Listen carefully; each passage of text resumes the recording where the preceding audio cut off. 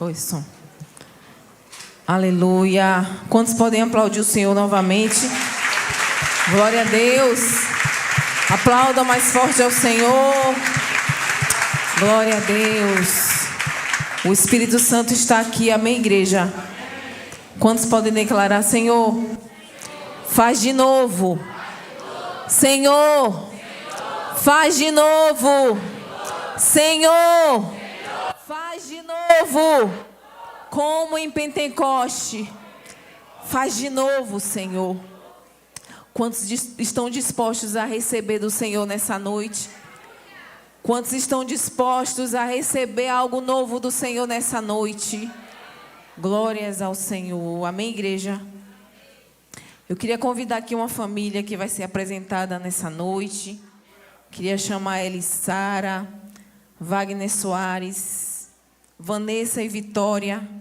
Vem aqui no altar, por favor.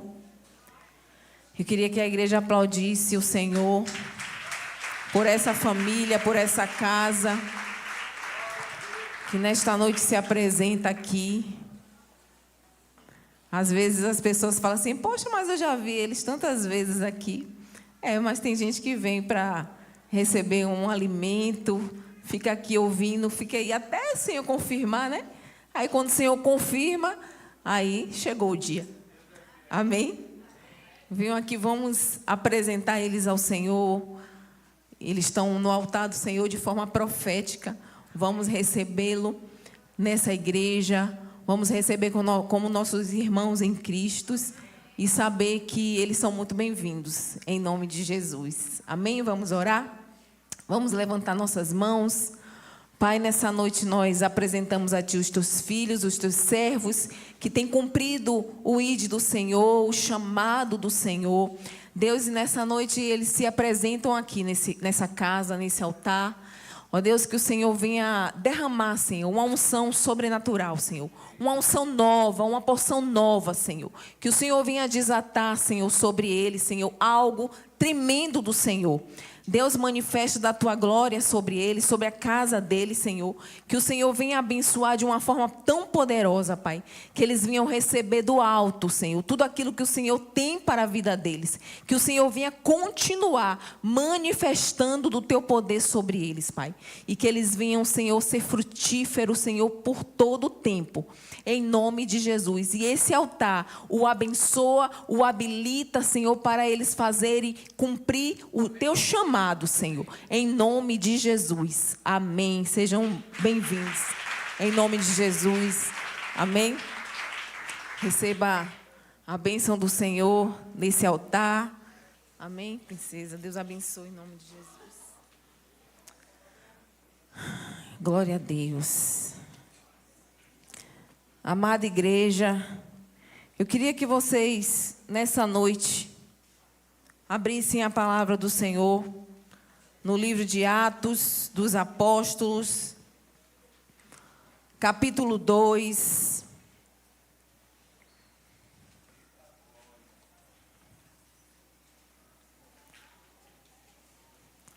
Vamos ler do verso 1 ao verso 4. Amém, igreja?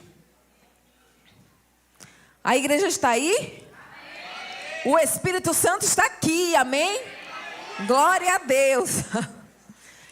Desde a abertura do culto, o Senhor tomou uma proporção tão grande nesse altar, nesse lugar. E eu creio que Deus vai continuar com a chama acesa em nossos corações. Amém?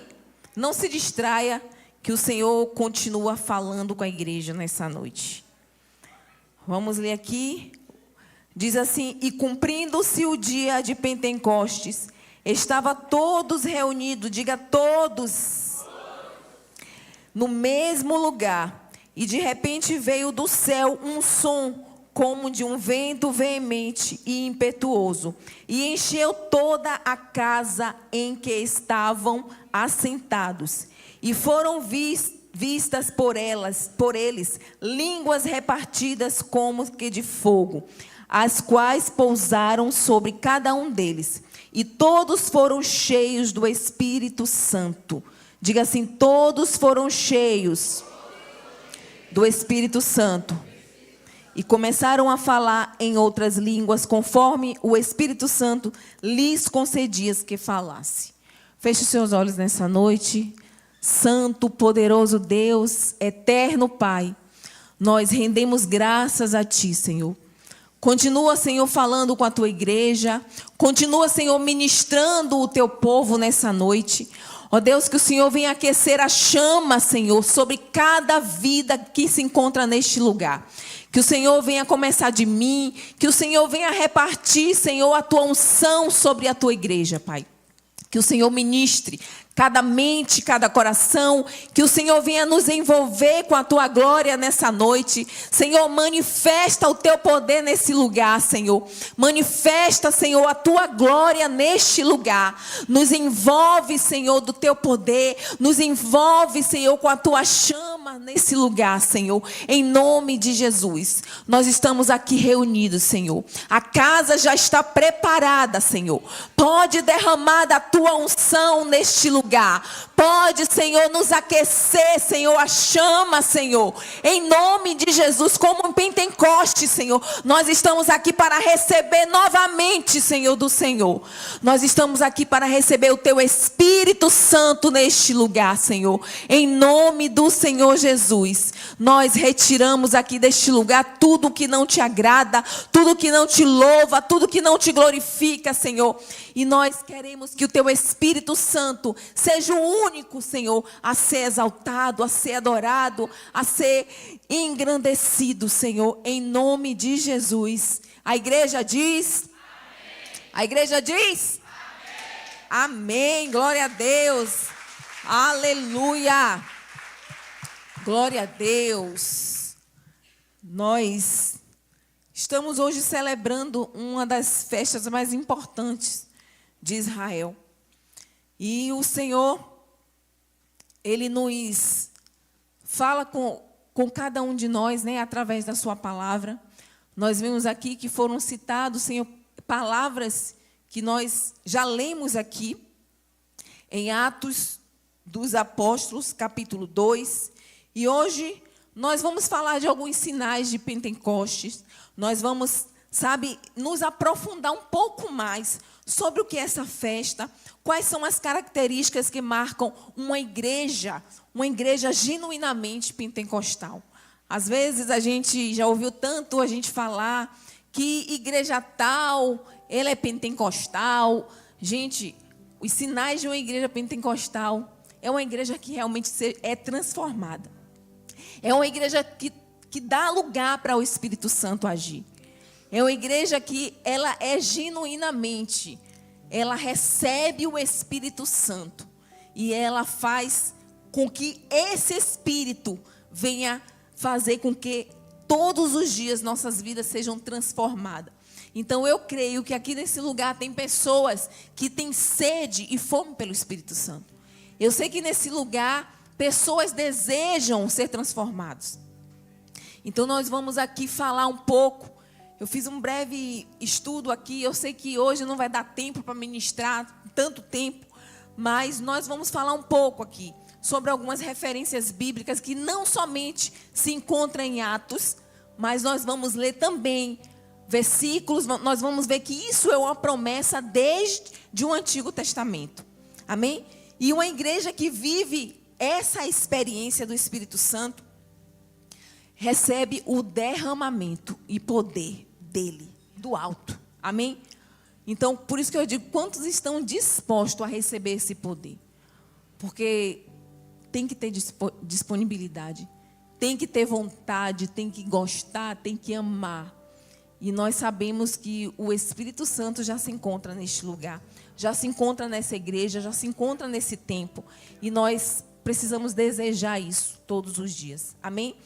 Em Atos capítulo 2, traz para nós o relato de quando a igreja do Senhor, ela recebe de verdade do Senhor Jesus a oficialmente inaugurada, a inauguração da igreja em Jerusalém. Então foi nesse tempo, foi em Atos 2, onde a gente leu aqui, onde todos se reuniram num só lugar. E o Senhor manifestou do Espírito Santo. Na cruz, nós já vemos que o Senhor já tinha consolidado. Ele deu a vida pela igreja. Para cumprir o quê? Para gerar na igreja, para instituir a igreja, para fundar a igreja. Então, temos essas características do que realmente foi aquilo. Não somente para perdoar os nossos pecados, mas também para instituir a igreja aqui na terra. Amém?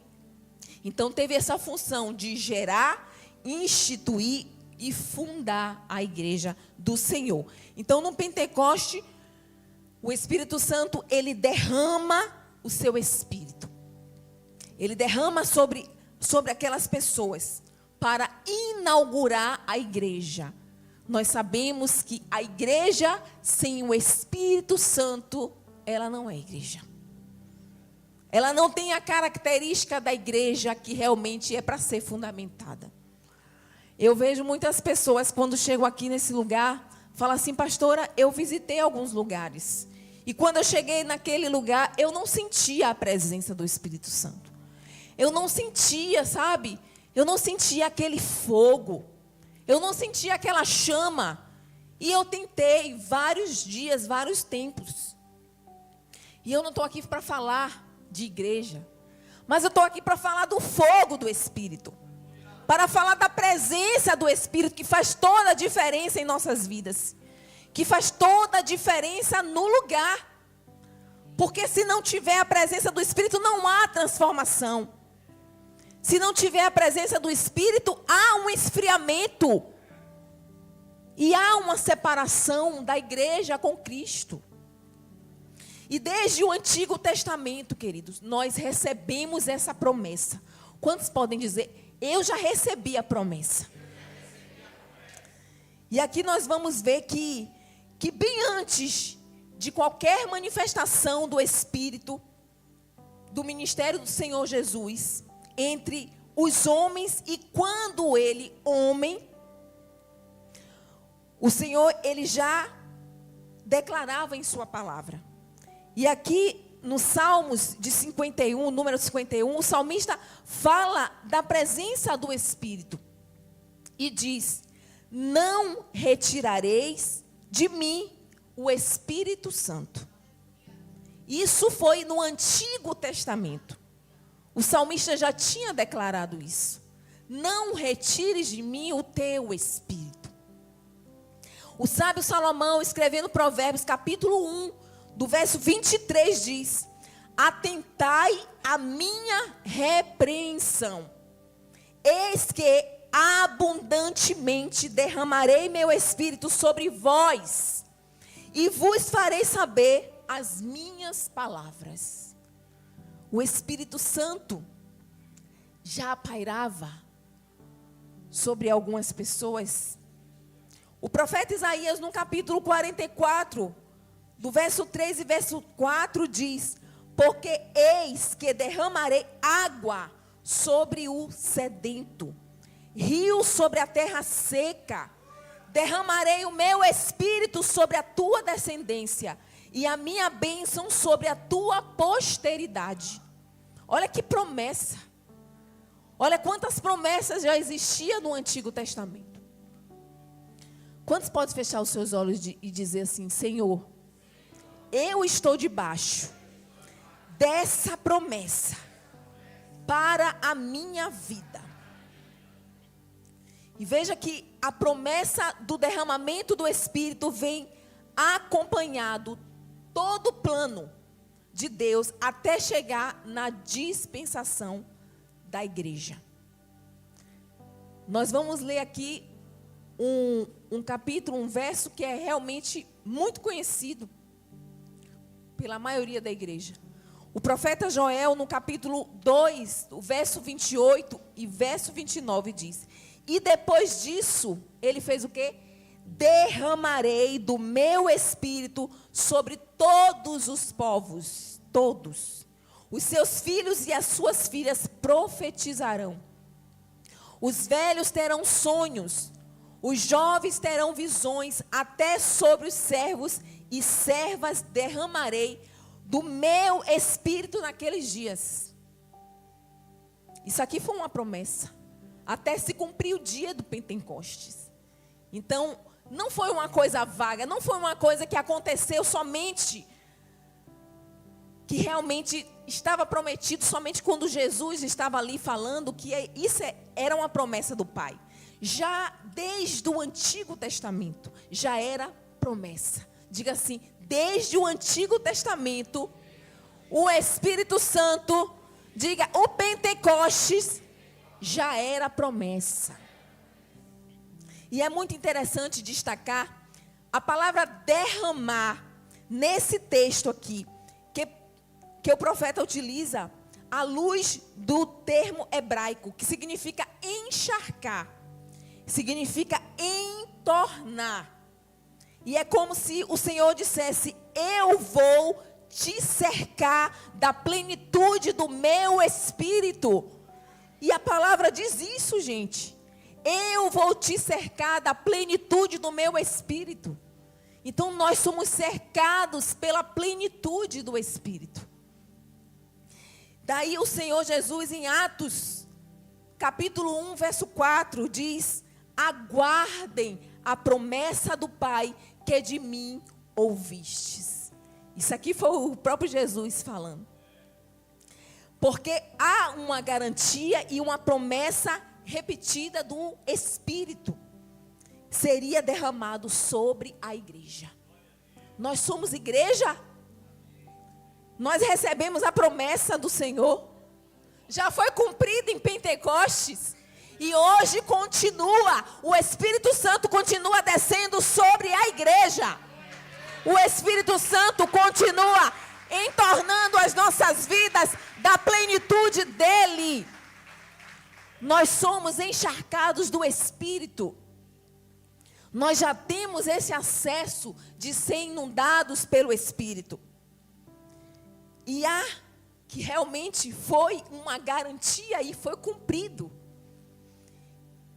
E nós vamos falar aqui de algumas festas. O Senhor Deus, no Antigo Testamento, Ele instituiu algumas festas.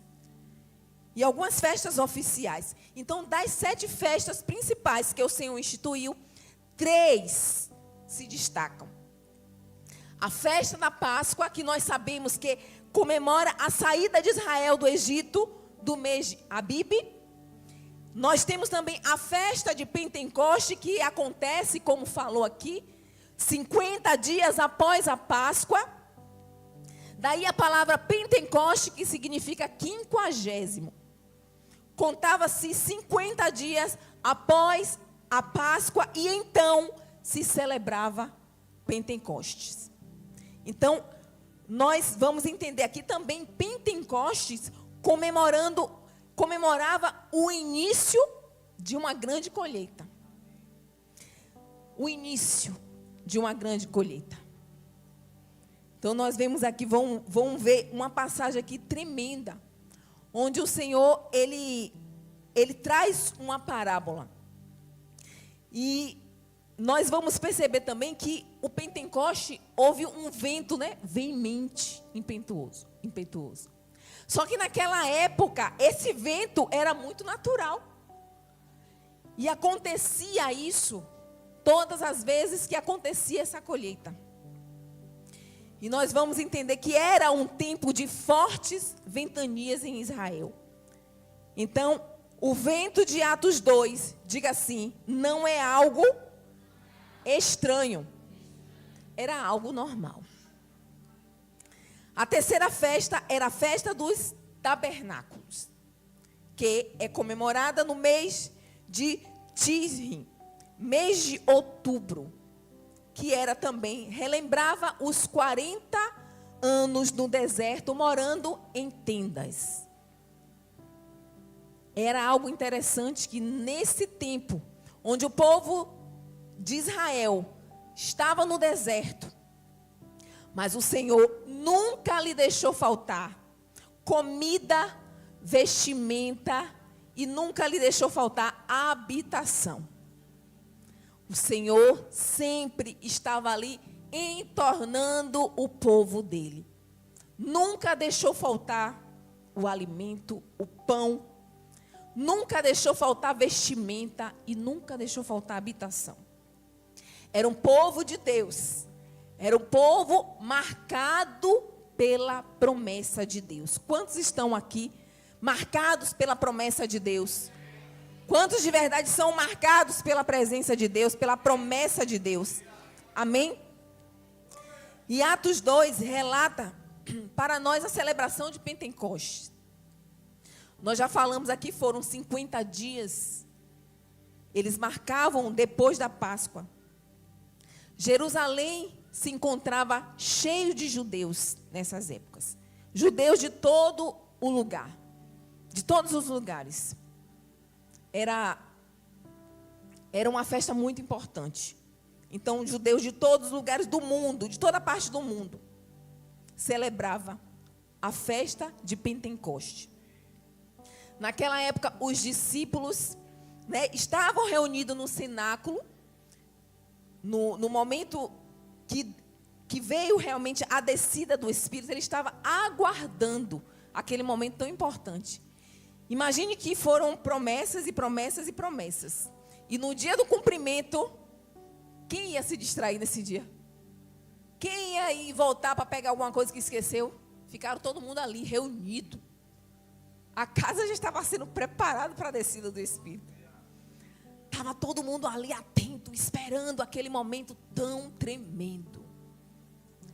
E de repente o Espírito Santo desce e toma toda a casa.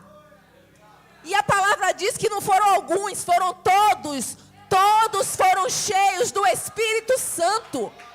Todos foram marcados pela presença do Espírito Santo. Todos estavam ali atônicos, ali esperando aquele momento. E todos foram cheios do Espírito Santo. Quem passasse perto daquele lugar, recebia ali o fogo do Espírito. E eram transformados. Foi uma promessa que foi cumprida. Não é mais promessa.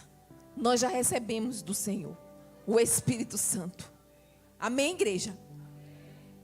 E nós lemos aqui que no texto diz: e cumprindo-se o dia de Pentecostes, estavam todos reunidos no mesmo lugar.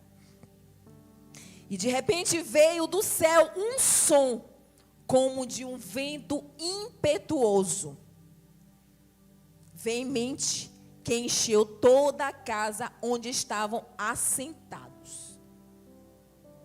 Eu estava lendo algo sobre um teólogo judeu, que ele já foi norte-americano, já recebeu, ele foi naturalizado. O nome dele é Meyer Timmer. Ele falou algo muito interessante, que ele escreveu algo sobre a descida do Espírito Santo, sobre a igreja. E ele diz que é como se fosse um telegrama. A descida do Espírito Santo é como se fosse um telegrama do céu, anunciando que Jesus estava entronizado à direita de Deus. Foi um anúncio, porque ninguém promete algo e morre. Quando se cumpre, está vivo. O Espírito Santo foi uma promessa onde o próprio Deus cumpriu essa promessa e anunciou através do Espírito Santo que o Filho dele estava assentado à direita dele, entronizado. Amém? Glória a Deus. E é um comunicado à igreja de que a vitória de Jesus estava completa. A obra do Senhor foi realizada no Pentecostes. E o Espírito Santo, ele vem o quê? Para nos revestir. Diga assim, revestir a igreja. Diga assim, capacitar a igreja. Diga assim, impulsionar a igreja, para que ela faça aquilo que é a sua missão. O Espírito Santo não vem à toa. Ele vem para impulsionar a igreja. Ele vem para preparar a igreja. Ele vem para revestir a igreja, porque nós não podemos estar sem o revestimento do Espírito. Porque senão as coisas não acontecem. O sobrenatural de Deus não acontece. O evangelismo não acontece. A adoração não acontece. Então o próprio Espírito, ele impulsiona a igreja. O próprio Espírito, ele prepara a igreja. Por isso que não pode faltar o Espírito Santo na igreja. Olhe para o seu irmão que está do seu lado e diga assim: meu irmão, tudo pode faltar. Mas a presença do Espírito Santo, essa jamais poderá faltar na igreja. Amém? E que missão é essa que nós somos tão impulsionados a fazer? A missão da evangelização, queridos. O Espírito Santo não vem para a gente ficar dormindo, não. O Espírito Santo não vem para a igreja para a gente ficar, sabe, lixando unha, para a gente conversar com o nosso irmão e ficar, sabe, marcando encontros. Não. O Espírito Santo vem para a gente evangelizar. O Espírito Santo veio para a gente ganhar o mundo, para a gente evangelizar. É a maior missão da igreja. É a maior missão da igreja. E todos somos responsáveis por isso. Todos nós somos responsáveis em cumprir o ID do Senhor. E foi por isso que o Espírito Santo desceu na igreja primitiva. Porque Jesus, quando voltou para o Pai, ele disse: ide por todo mundo, pregai o evangelho a toda criatura. Não é para você ficar aí conversando, não é para você ir voltar lá a pescar, não, meu irmão. É para você ganhar vidas, almas para o Senhor. Foi por isso que houve aquele dia do Pentecoste tão importante. Todos foram cheios do Espírito Santo. E Deus, ele quer encher, ele quer continuar enchendo a igreja. Porque a igreja cheia do Espírito Santo, a igreja toma uma proporção totalmente do céu. A igreja não é marcada pelas suas vontades, pelo seu querer, pelos seus achismos. A igreja é marcada pelo Espírito Santo. E ele faz toda a diferença de impulsionar a igreja, de levantar a igreja, de envolver a igreja no evangelismo e de mudar a mentalidade das pessoas que ainda não entendem o que é evangelho. Que apenas acham que o evangelho é entrar na igreja e ser somente curado. É entrar na igreja e somente é ser curado, transformado da prostituição. É ser liberto do alcoolismo. Não! O evangelho é para ser pregado. O evangelho é para ganhar o mundo. Por isso que o Pentecoste teve que acontecer. Senão ia ficar todo mundo preocupado só com as suas vidas. E quando o Espírito Santo toma a igreja, a gente recebe uma missão dada pelo próprio Deus, pelo próprio Jesus, de impulsionar outras pessoas, de ganhar o mundo, de ganhar as vidas, as almas que tanto o Senhor ama. O Pentecoste não veio só para a gente ficar não. O Pentecoste veio para a gente sair do lugar, sair do nosso lugar e ouvir aquilo que o Senhor deixou aqui, quando ele foi ascendido para o céu. Ide. Esse ide não é só do pastor. Esse ide não é só dos presbíteros, dos evangelistas, não. Esse ide é seu. Diga assim: esse ide é meu. Essa missão é minha. Amém, igreja? Então, na festa de Pentecostes, se comemorava o início da colheita do trigo. E os ventos eram muito fortes naquele período, de modo que, quando o vento soprava, todo o trigal deitava. Nós vamos entender isso. Nós vamos entender o que Jesus estava querendo dizer naquela parábola do trigo e do joio, que tem tudo a ver.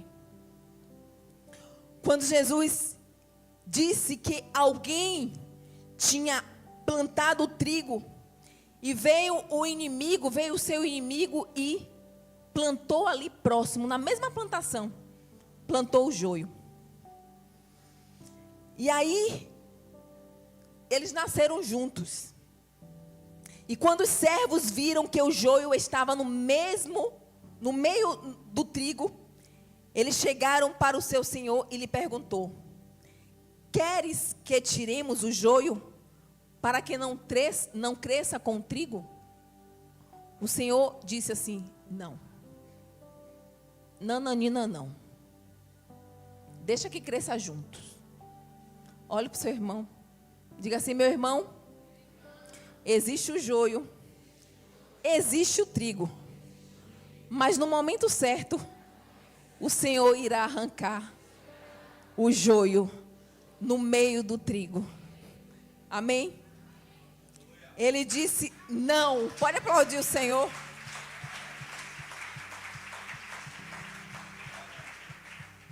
Ele diz assim: não, deixe crescer junto. E no dia da colheita, tiramos o joio e lançaremos na fogueira. E o trigo recolheremos do celeiro. Olha aqui. Será que vocês estão entendendo? Muitas pessoas acham que a razão pelo qual o fazendeiro não quis arrancar é porque ele não sabia a diferença entre o joio e o trigo. Eu já vi algumas pessoas pregando sobre isso. Mas não tem a ver com isso. Porque as pessoas que lidavam ali com a plantação, ela sabia de verdade quem era trigo e quem era joio. Mas acontece algo muito interessante. Que antes da hora da colheita, por ser muito, muito parecido, ele acabou... Quer dizer, eu já ouvi, né?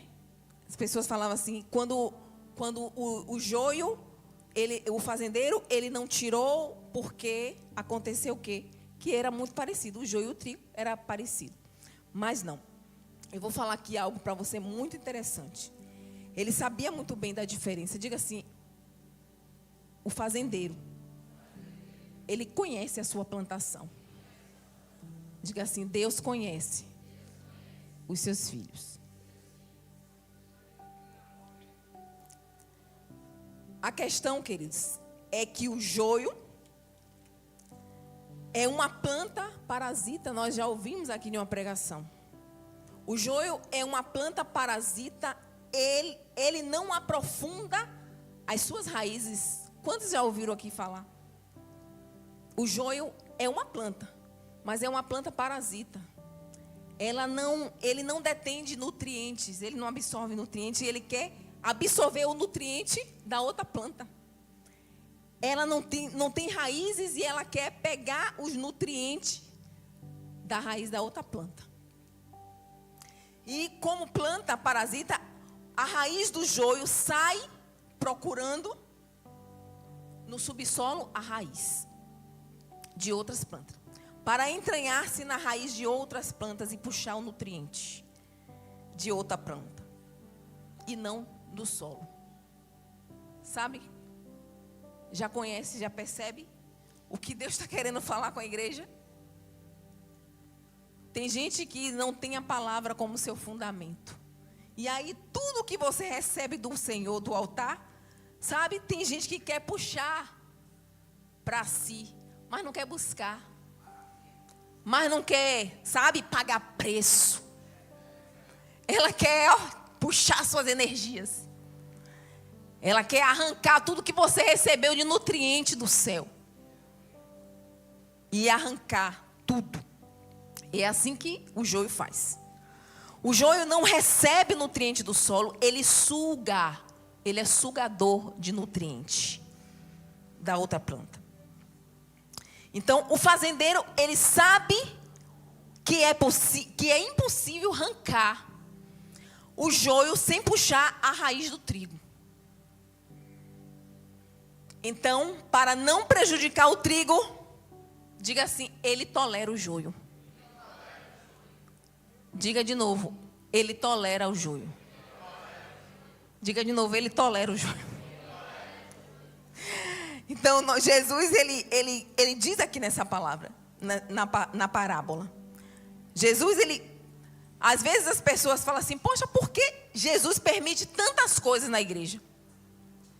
Por que acontece tanta coisa na igreja e Jesus não faz nada? Por quê? É porque simplesmente ele está tolerando o joio por amor do trigo. Porque se ele arrancar os joios, ele vai perder muitos trigos. Vai ser puxada as energias, sabe? Por isso que tem pessoas que saem de um ambiente de glória e ainda conseguem arrastar os filhos. E isso é muito sério. Então, por amor do trigo, o Senhor tolera o joio. Mas, diga assim, mas no dia da colheita, aí ele diz, o joio vai para o forno e o trigo é recolhido para o celeiro do Senhor. Amém?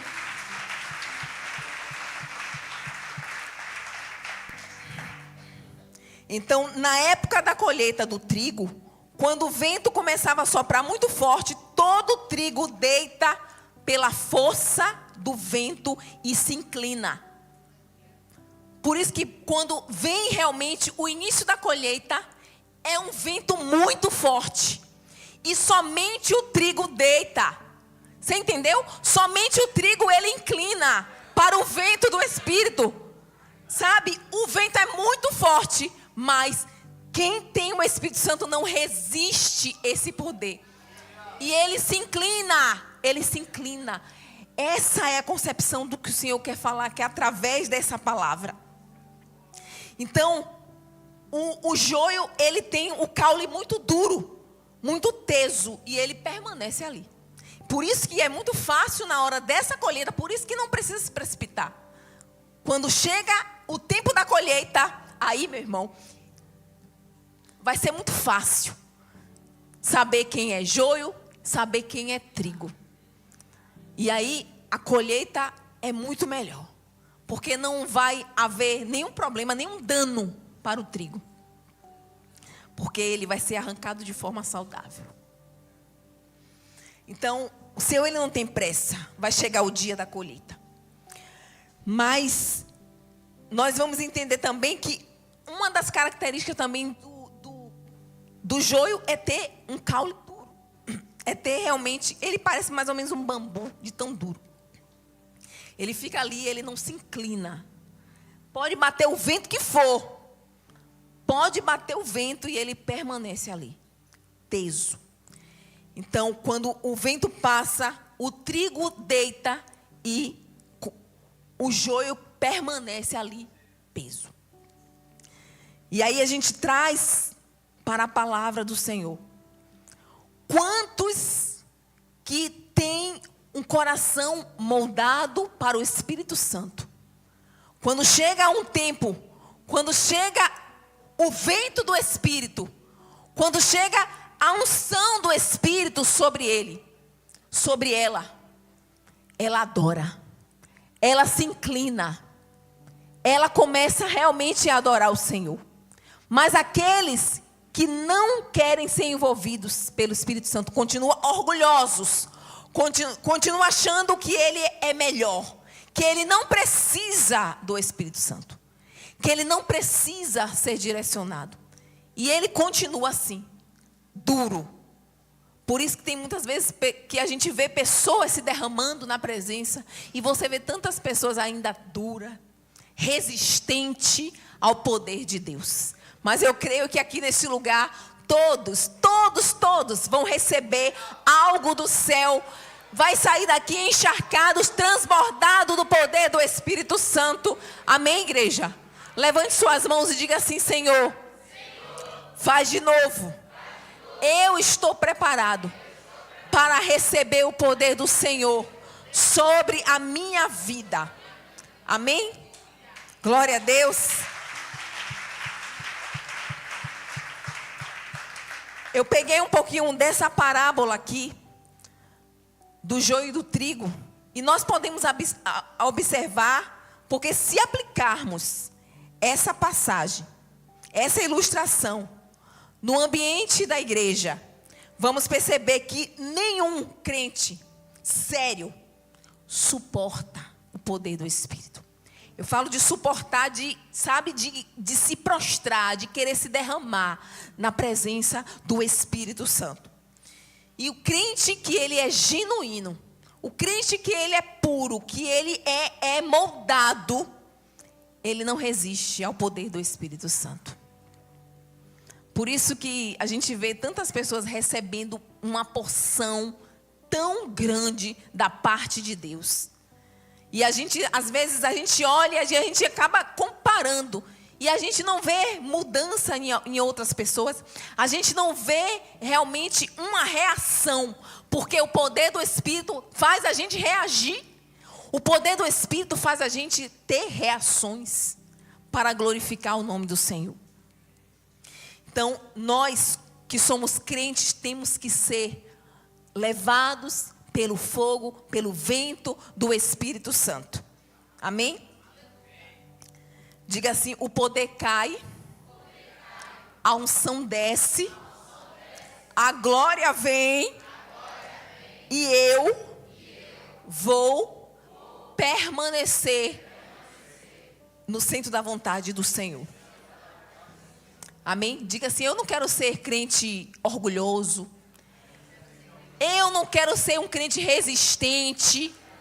Quando o poder e a glória do Espírito Santo descer sobre a minha vida, eu quero estar como aquele trigo, deitado, prostrado diante do Senhor, adorando o nosso Deus, adorando o Senhor.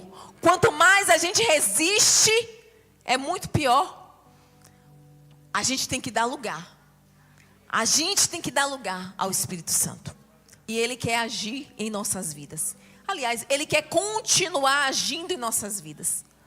Porque quantos já pisaram no Santo dos Santos? Quantos já tiveram aquele momento extremo de adoração? Sabe, aquele momento, o Senhor, Ele quer fazer de novo. É uma promessa. Ele quer fazer de novo. Ele quer fazer de novo em nossas vidas. Amém?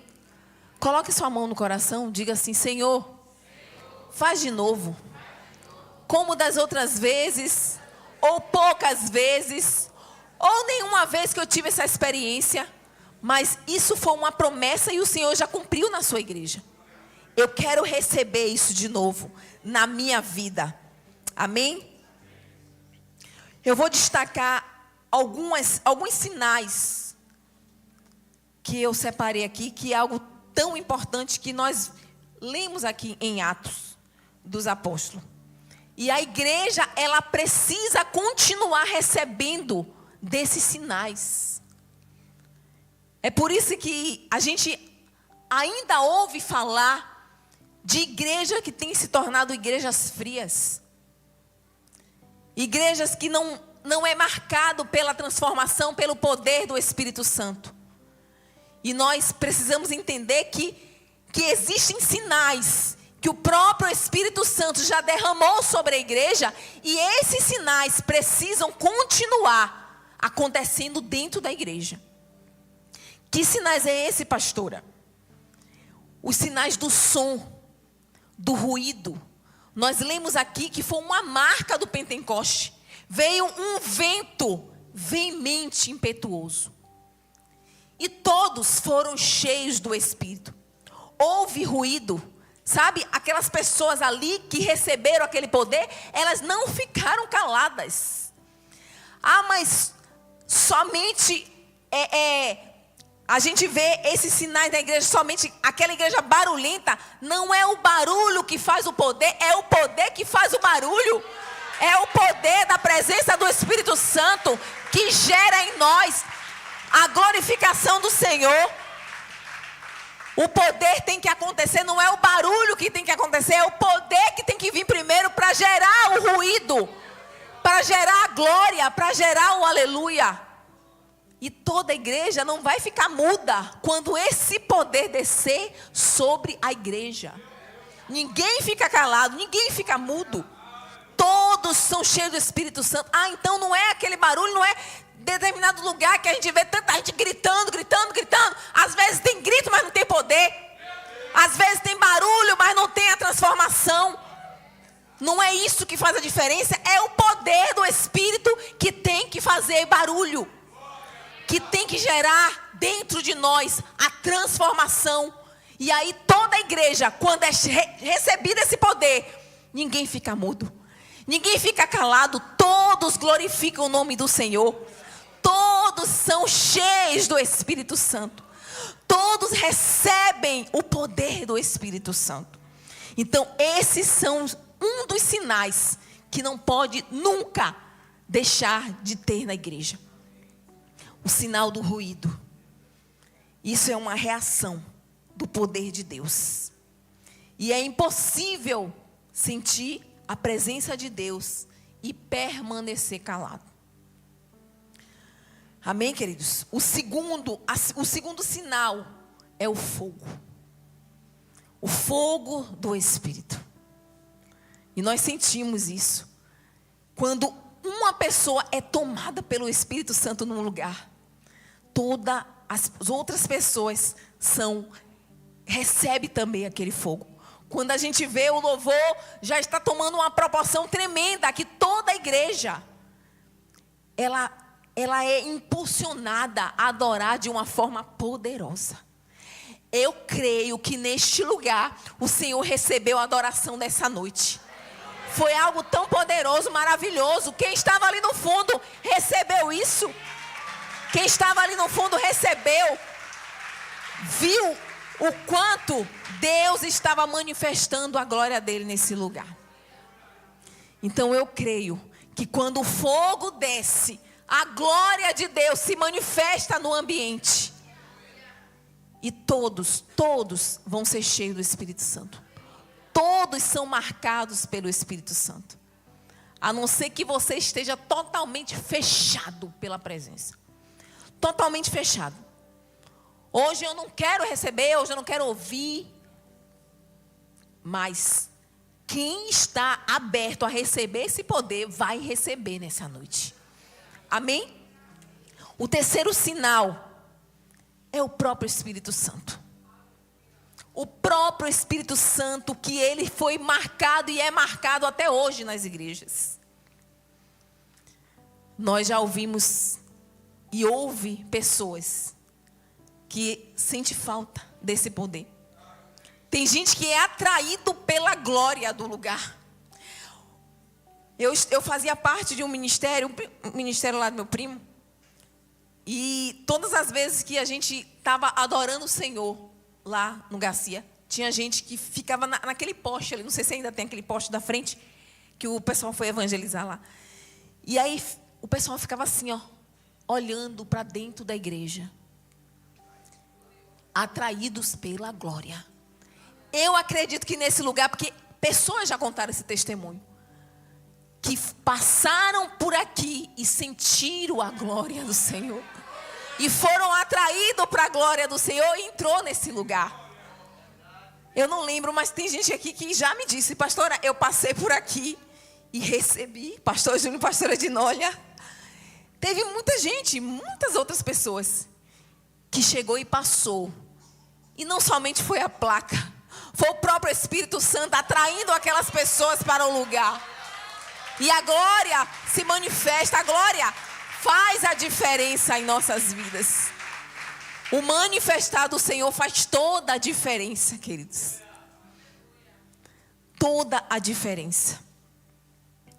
Sabe que não foi o apóstolo Pedro, não foi aqueles líderes daquela época que colocou o fogo no altar. Não é o pastor que coloca fogo no altar, é o próprio Espírito Santo. É Ele que não pode deixar de faltar na igreja.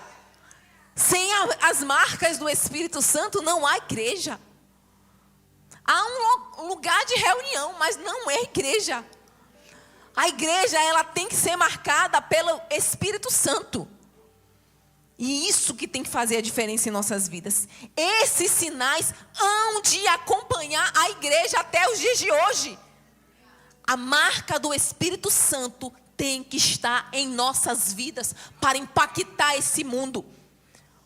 Para impactar até o irmão que está do seu lado, que está meio assim desanimado. Quando você vê alguém gritando, hein, Diácono Val, glória! E aí a pessoa olha assim, rapaz. E aí eu vou dizer para vocês, tem gente que se preocupa, porque tem gente que está falando barulho demais. Tem gente que dá um glória muito alto, às vezes incomoda. Não incomoda não, querido. O que incomoda...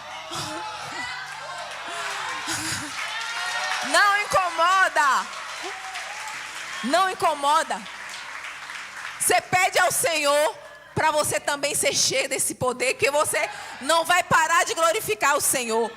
Sabe o que incomoda um visitante? Sabe o que incomoda uma pessoa que está ali, que você às vezes está preocupado porque trouxe uma visita e a pessoa está ali gritando. Sabe o que incomoda um visitante? É a fofoca, é a desorganização do culto.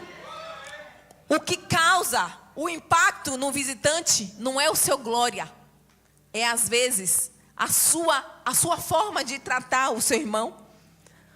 O que incomoda o irmão é às vezes você não tá ali do lado e não cumprimentar.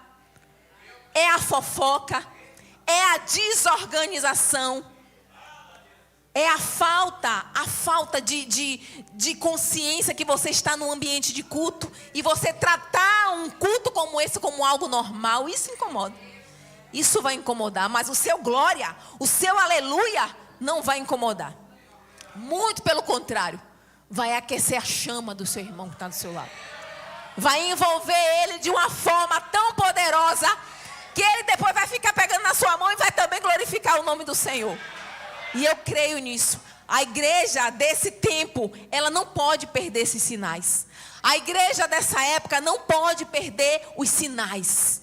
Porque a própria palavra do Senhor diz que os sinais irão acompanhar até a vinda dele. Que sinais são esses? É os sinais do Espírito Santo. É o sinal da glória. É um sinal do poder de Deus, que faz a gente não ser mais o mesmo e ser todos os dias ser tomado pelo Espírito Santo. Eu creio que tem pessoas aqui que já tiveram várias experiências com o Espírito Santo. Às vezes tem pessoas aqui que dizem assim, pastora, mas eu não entendia nada. Mas hoje ela está no grupo, ela está envolvida em um grupo que tem uma líder, um vice-líder que impulsiona ela para ler a Bíblia, para fazer a devocional, para orar. Olha que coisa maravilhosa. Isso aí são frutos do Espírito. Isso aí é algo que o Senhor colocou em nossos corações para que gere vida. Isso aí são sinais do Espírito Santo para transformar vidas, para impactar vidas, para que ela não fique a mesma, mas para que ela venha ter vontade todos os dias de ser transformados. Quantos